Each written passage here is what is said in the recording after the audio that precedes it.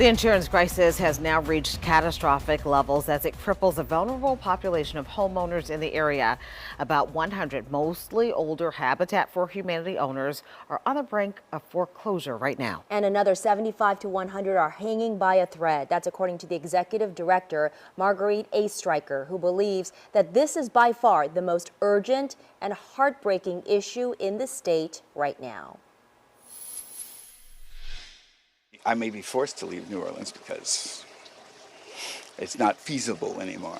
The first thing I said when I came into this place, I'm going to die in this house. Not today. Fear and uncertainty keeps hundreds of Habitat for Humanity homeowners up at night. The soaring insurance premiums have left their wallets nearly empty and their futures foggy. This is my retirement home, but I never foresaw this insurance crisis coming. I mean, there are people who call in tears. There are older people who are like, I don't know what to do. I can't go live on the street. I can't lose my house. According to Habitat for Humanity CEO Marguerite A. Stryker, about 140 Habitat for Humanity homeowners are ready for foreclosure. Many of them are older and retired with nowhere to go. They are truly at risk of becoming homeless.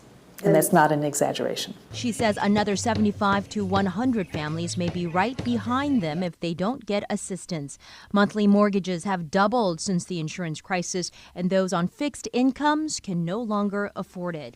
It's ripping the rug out from underneath so many people. Although Fred Goodrich is not facing foreclosure, he is one of many homeowners burdened by high premiums. You cut some corners and adjust the budget. We see families foregoing visits to doctors without medications they need, changing the kind of food they're able to serve their families or for themselves. Habitat for Humanity serves as both home builder and lender for more than 750 homes in the New Orleans area. They have been working with the homeowners who are behind on their mortgages, waiting for them to catch up. But now they're pushed against the wall. The situation is so desperate with seemingly no end in sight. A. Stryker is reaching out to everyone she knows, including donors, philanthropic organizations, and city council. She's asking city leaders for $2 million.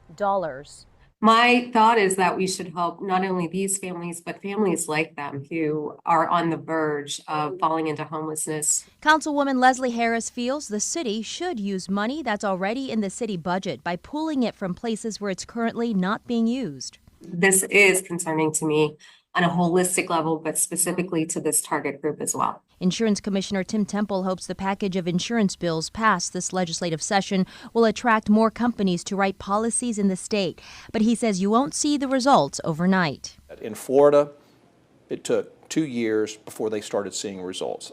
I don't think that we could see things much quicker than that, perhaps, but we also have a very active hurricane season that we're currently in, and if we do have any negative impact from that, I think that would delay.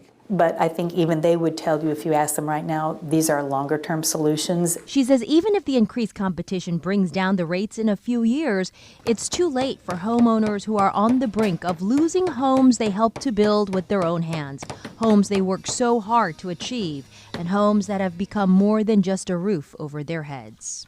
This is everything. This is the dream, because our dream was not only to have our own house, but to build it. And the City Council will vote on the request for that $2 million at its next City Council meeting. Council members Leslie Harris and Joe Giarrusso are co-authors of the legislation. They said they're going to use a part of the American Rescue Plan dollars that were not spent.